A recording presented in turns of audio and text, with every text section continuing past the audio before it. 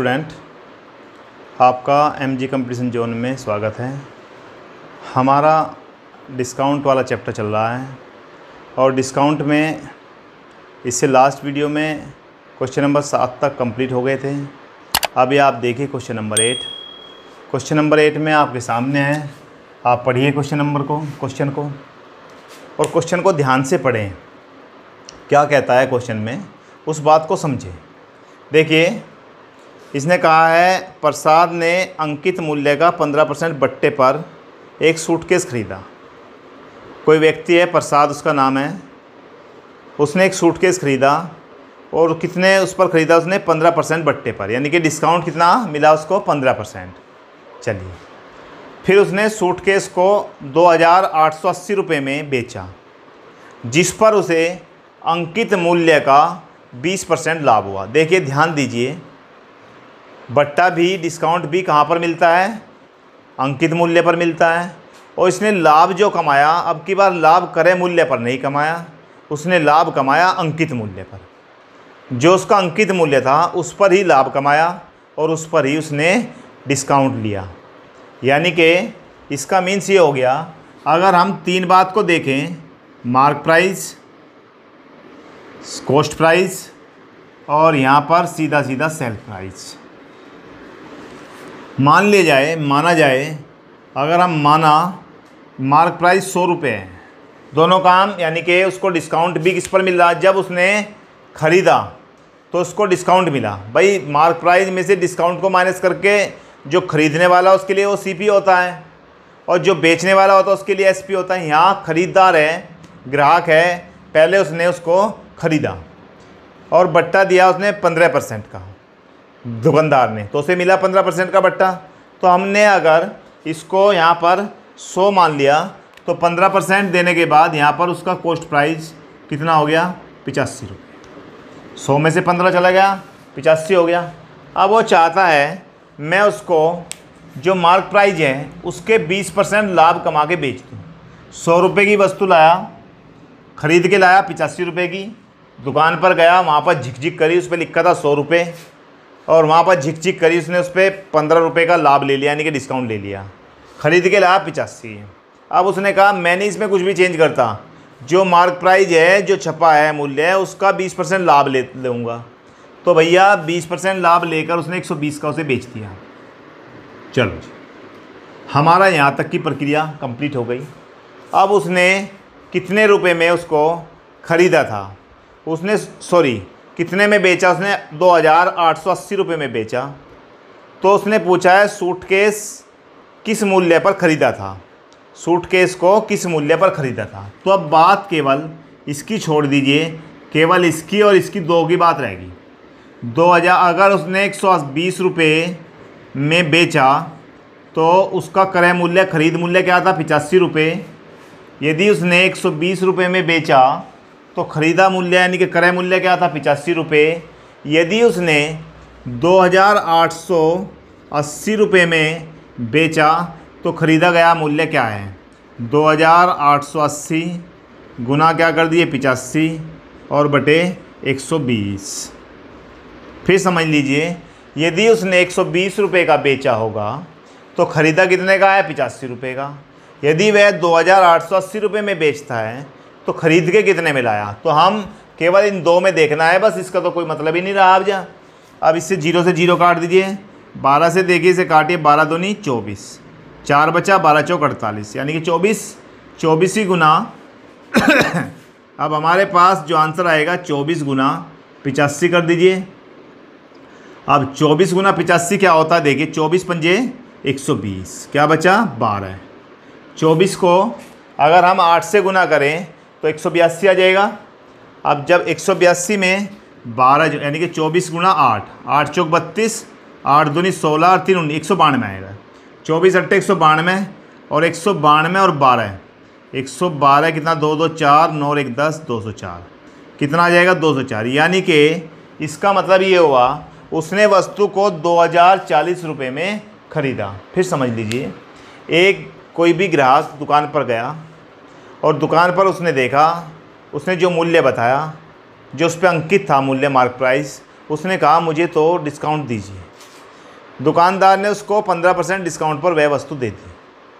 फिर उसने कहा मैं मार्क प्राइस जो भी है इसका 20% लाभ लेकर ही बेचूंगा। अब उसने 2,880 रुपये में बेच, क्या होता है, यानी कि 100 रुपये की जो मार्क प्राइस था उस वस्तु पर उसे खरीद कर लाया 85 रुपये में, और 100 रुपये मार्क प्राइस वाली वस्तु को उसने बेचा 120 रुपये में। हमारे पास खरीदा गया मूल्य भी आ गया, बेचा गया मूल्य भी आ गया। अब यहाँ पर देखिए उसने अगर 120 रुपये में बेचा तो ख़रीदा कितने में था, 85 रुपये में। अगर उसने 2,880 रुपये में बेचा तो ख़रीदा कितने में, 2,040 रुपये में। यानी किसी वस्तु को वो 2,040 रुपये में खरीदा और 2,880 रुपये में बेचा। अब आप देखिए नेक्स्ट क्वेश्चन। अब आप देखिए क्वेश्चन नंबर 9। आप पढ़िए क्वेश्चन को। क्वेश्चन नंबर 9 देखिए, पढ़ने में थोड़ा सा बड़े लगते हैं क्वेश्चन, और जब शुरू में जब आप कम से कम 2-3 बार आप कर लेंगे, 2-3 बार वीडियो को बार देखें, और जब कम से कम इस चैप्टर को, डिस्काउंट वाले को आप 2 बार देखें, जब अपने रजिस्टर पर करें, क्योंकि अगर समझ में आ जाएगा फिर आपको रटना नहीं पड़ेगा इसको।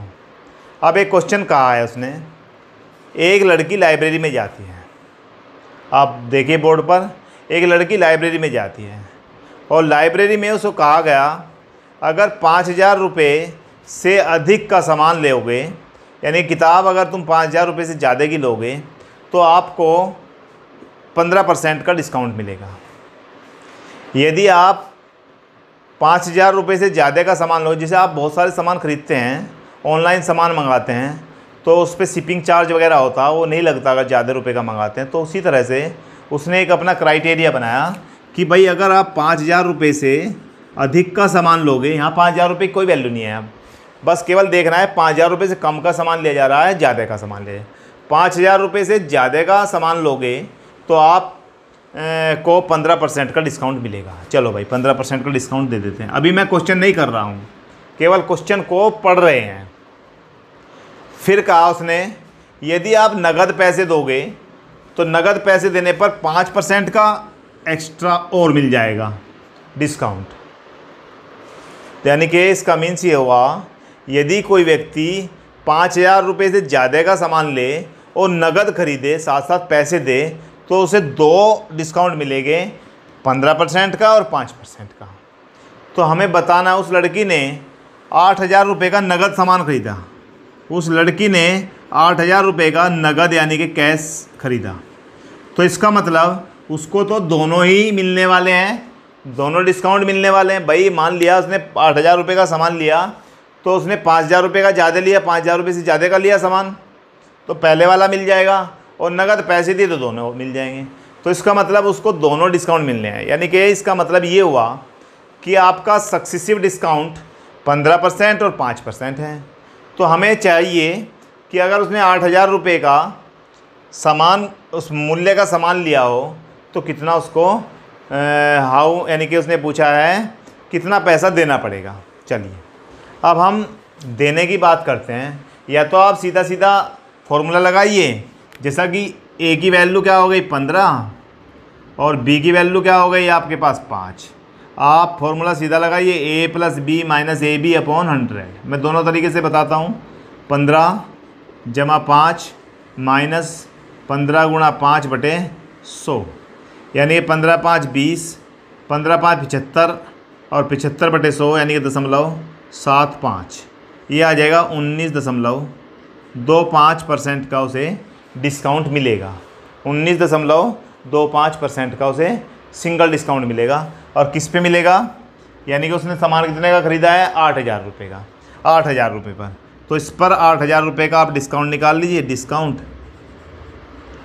कितना मिल जाएगा, 8,000 गुना 19.25 बटे 100, ये डिस्काउंट आ जाएगा। और उसने जो पैसा दिया वो आएगा मार्क प्राइस माइनस डिस्काउंट, ये आप उसे पैसा आपको देना पड़ेगा। ये तो था तरीका एक, आप इसे भी नोट कर लें।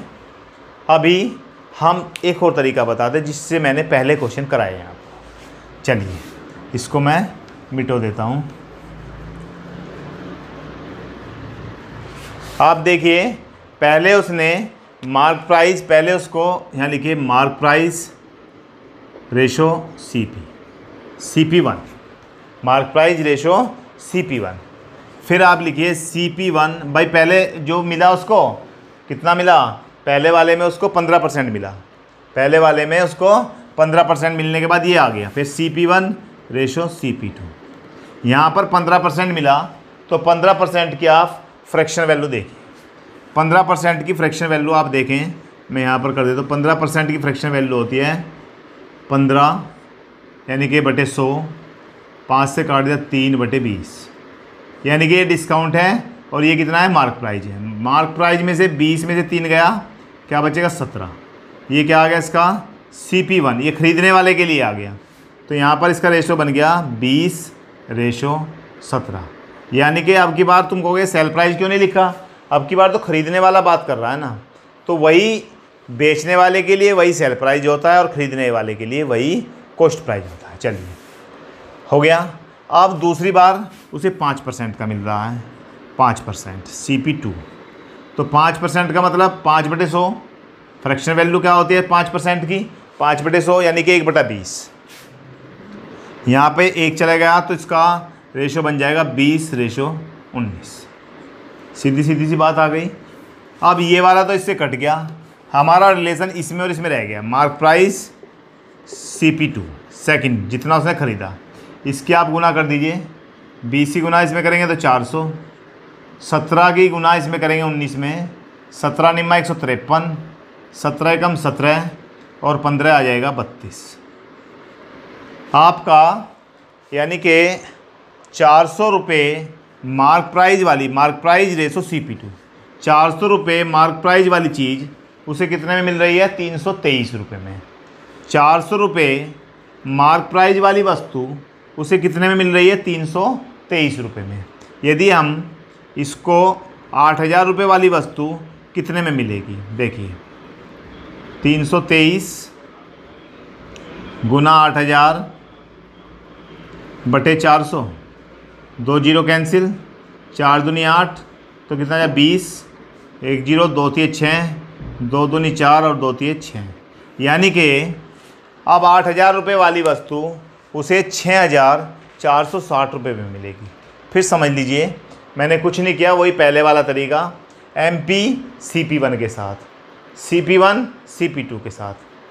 यानी कि जब उसने ख़रीदा तो डिस्काउंट मिलने के बाद वह उसका क्रय मूल्य आया CP1, फिर उस CP1 पे 5% का और मिला तो CP1 ratio CP2, 20:17 fraction value से निकाल लिया, 20:19, इसकी गुना इससे करी, इसकी इससे करी, MP और CP2 आ गया। 400 तो 323 देने पड़ेंगे, 8000 तो कितने देने पड़ेंगे, 6460 रुपये देने पड़ेंगे। इस तरह से हमारा क्वेश्चन नंबर 9 कंप्लीट हो गया। अब हम देखते हैं क्वेश्चन नंबर 10। आप देखिए, आपके बोर्ड पर है क्वेश्चन नंबर 10, आप 10th क्वेश्चन को पढ़िए।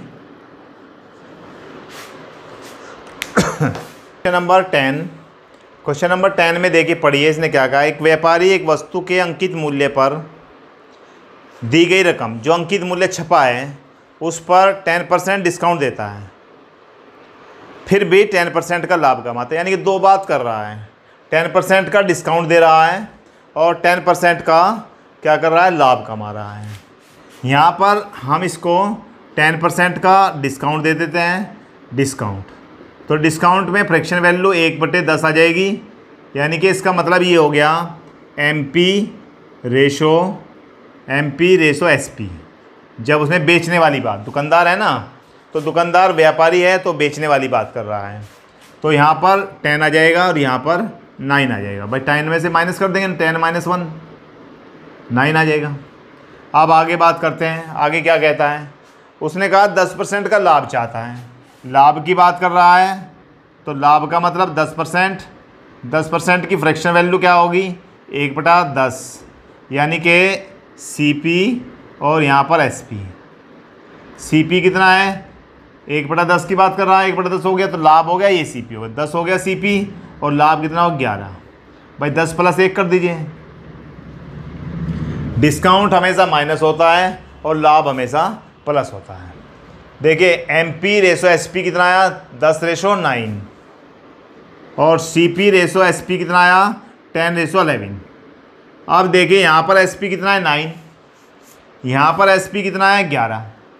तो SP तो दोनों समान होने पड़ेंगे, SP तो अलग अलग नहीं हो सकता, बेचा गया मूल्य तो सेम ही होगा।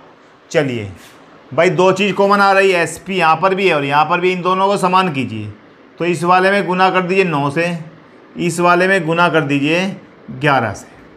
11 दाएँ 110, 11 से 9 बार 99, 10 से आ जाएगा 90 और 11 से आ जाएगा 99। अब देखिए ये वाला SP और ये वाला SP सेम हो गया। हमें बात किसकी कर रहा है वो, हमें वो कह रहा है यदि मार्क प्राइस 99 रुपये हैं तो उसका क्रय मूल्य कॉस्ट प्राइस क्या है।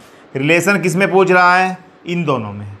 यानी कि 110 मार्क प्राइस है तो क्या देना पड़ रहा है 90 रुपये। अगर 77 रुपये मार्क प्राइस है तो क्या देना पड़ेगा 77 गुना 90 और बटे 110। देख कितना सिंपल सा क्वेश्चन है। 11 से 7 बार काट दीजिए, 7 9 63, यानी कि हमारा आंसर आ गया 63 रुपये। यदि उसका छपा मूल्य 77 रुपये है तो हमें क्या देना पड़ेगा 63 रुपये। है नहीं सिंपल। आप 2 3 4 क्वेश्चन करेंगे तो वेरी सिंपल है। फिर बता देता हूँ, डिस्काउंट कितना था 10%। 10% की फ्रैक्शन वैल्यू भिन्न वैल्यू क्या है 1/10, यानी कि MP और SP 10:9 हो गया। लाभ कितना था 10%, फ्रैक्शन वैल्यू क्या है 1/10, तो CP और SP 10:11। 11 इसलिए आया, लाभ हमेशा जुड़ जाता है, डिस्काउंट मार्क प्राइस में से घट जाता।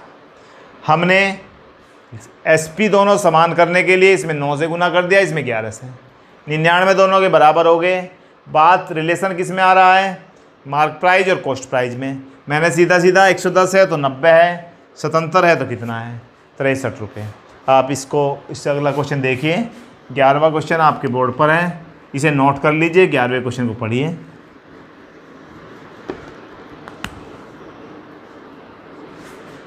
11वां क्वेश्चन आपने पढ़ा, फिर मैं एक बार पढ़ के बताता हूँ।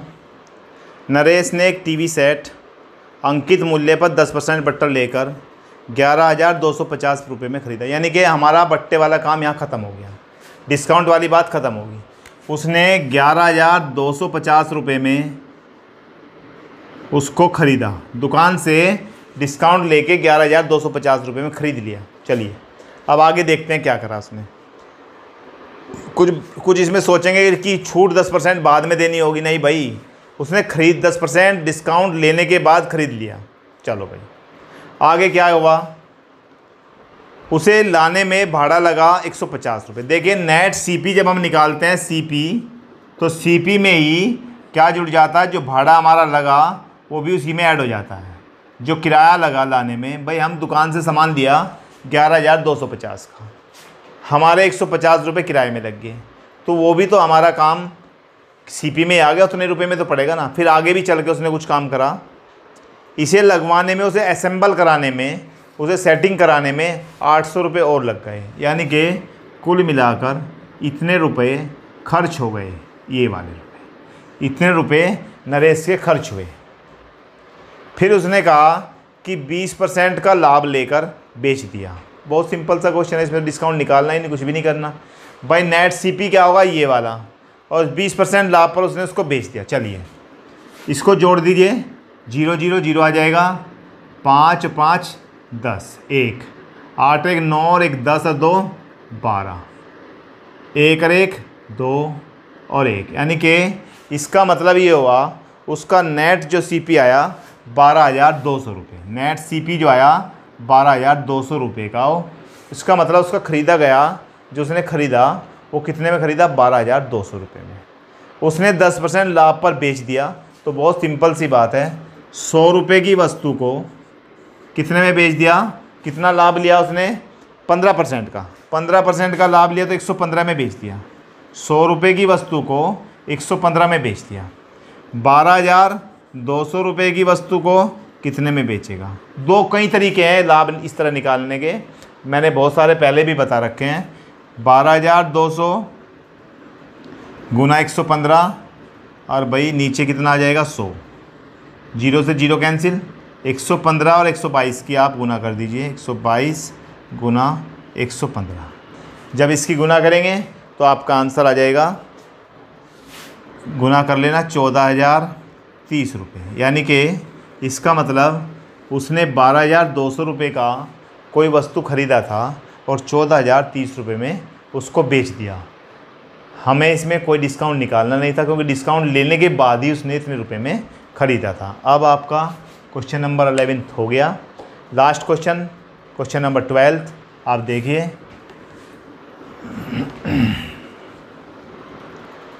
देखिए इसमें कहा है, बस ये अच्छा क्वेश्चन है, बहुत ध्यान से देखना। एक घड़ी का अंकित मूल्य यानी मार्क प्राइस कितना है? 3,200 रुपये है।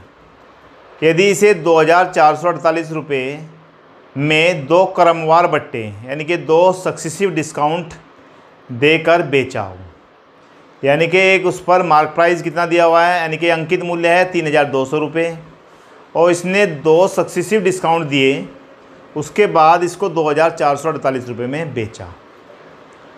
अब भैया बताना है कि पहला बट्टा 10% है तो दूसरा वाला बट्टा कितने परसेंट है। फर्स्ट डिस्काउंट हमें दे दिया उसने 10%, दूसरा डिस्काउंट नहीं दिया। चलिए अब देखते हैं। देखो पहला डिस्काउंट कितना है, फर्स्ट डिस्काउंट कितना है भाई, यानी कि 10%। पहला डिस्काउंट कितना है? 10%। 10% का मीन्स हो गया फ्रैक्शन वैल्यू 1/9, यानी कि इसे हम लिख सकते हैं 10/9। क्या बन जाएगा? 1/9 है। तो आपका इसमें अगर हम इसे बनाएं तो कितना बन जाएगा? 1/10। कितना है ये 10% की वैल्यू? 1/10। तो 10 रुपये की वस्तु को एक डिस्काउंट देने पर कितने की बन गई वो? 9, 10/9 बन गया।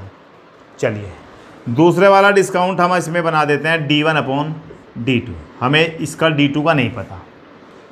अगर मैं दोनों की गुना कर दूं 10/9, पहले वाला इसकी फ्रैक्शन वैल्यू निकाली थी, दूसरे बट्टे की फ्रैक्शन वैल्यू क्या निकाली है मैंने? D1/D2। चलिए फ्रैक्शन वैल्यू में लिखना पड़ेगा, बराबर उसने उसका मार्क प्राइस कितना था? 3,200 रुपये और ये सब काम होने के बाद 2,448 रुपये में बेच दिया। फिर समझो पहला डिस्काउंट 10% था, 10% वाले में फ्रैक्शन वैल्यू क्या आई? 1/10। तो इसका मतलब 10 रुपये की वस्तु को कितने में दे दिया? 9 रुपये में दे दिया। दूसरी बार का डिस्काउंट हमें नहीं पता, उसे मैंने D1/D2 मान लिया। अब दिया उसने कितने में? 3,200 रुपये की वस्तु को 2,448 रुपये में बेच दिया। हम D1/D2 की वैल्यू निकालें तो D1/D2 निकालने के लिए 3,200, यहाँ पर 2,448 और गुना कितना हो जाएगा? 9 और नीचे कितना हो जाएगा? 10। 16 दूनी 32, 16 से देखते हैं कटता आएगा। 16 दूनी 32, 16 एकम 16, 16 पंजे 80 और 16 ती 48, कट गया। 16 दूनी 32, 200 बार कट गया। 9 से ये 17 बार कट जाएगा और ये 0 से 0 कट जाएगी, यानी कि D1/D2 सीधी सी बात क्या बन गया? 20/17, यानी कि 20 रुपये की वस्तु कितने में जा रही है? 17 में। तो इसका मतलब यहाँ पर डिस्काउंट कितना हो गया? डिस्काउंट जो हुआ कितना हुआ भाई? वो डिस्काउंट 3 रुपये का। 20 - 17 डिस्काउंट कितना हो गया? 3 रुपये का, यानी कि डिस्काउंट जो हुआ 3 रुपये का हुआ। और वह डिस्काउंट किस पर हुआ? 20 पर। भाई D1 ही तो वैल्यू थी, इस पर तो कम हुआ 17 रुपये। तो 20 पर डिस्काउंट कितना है? 3 रुपये का। और हमेशा परसेंटेज निकालने के 100 पर 3 × 100 और बटे 20, यानी कि 20 पंजे 100, 5 दिए। सेकंड डिस्काउंट कितना होगा? 15% का। फिर आप समझ लीजिए, यानी कि आपके पास पहला डिस्काउंट 10% था, मैंने इसका फ्रैक्शन वैल्यू निकाला 1/10, तो इसका मतलब 10 रुपये की वस्तु 9 रुपये में जाएगी। 10 की वस्तु 9 में जाएगी। फिर हमने सेकंड डिस्काउंट, सेकंड के लिए क्या माना? D1/D2। हमें क्या चाहिए? ये वाला चाहिए। अगर ये 9 की है तो ये कितने की है? इससे निकालना पड़ेगा D1/D2। ये हमारा अंकित मूल्य आ गया, ये बेचा गया मूल्य आ गया। सोल्व करा, 20/17 आ गया, यानी कि मैंने कहा था जो यहाँ होगा उस पर डिस्काउंट मिलेगा। कितने का बिका? 17 का, यानी कितना डिस्काउंट मिला? 3 रुपये का। किस पर मिला है डिस्काउंट? 20 रुपये पर। तो 20 रुपये पर डिस्काउंट 3 रुपये का है। परसेंटेज निकालने के लिए 100 पर डिस्काउंट कितना होगा? 15%। इस तरह से यहाँ पर आपका चैप्टर डिस्काउंट ख़त्म हो जाता है। अब इससे आगे नेक्स्ट चैप्टर चलेगा, आप ध्यान से इसे करें, एक एक क्वेश्चन को 2-2 बार देखें, रजिस्टर पर करें। अब आप इसे पूर्ण रूप से आपका प्रॉफिट लॉस और डिस्काउंट कंप्लीट हो गया है। अब आपको हमारी वीडियो अच्छी लगी, आपको अच्छी तरह समझ में आ रहा है, तो आप सब्सक्राइब, लाइक और शेयर करें। Thank you.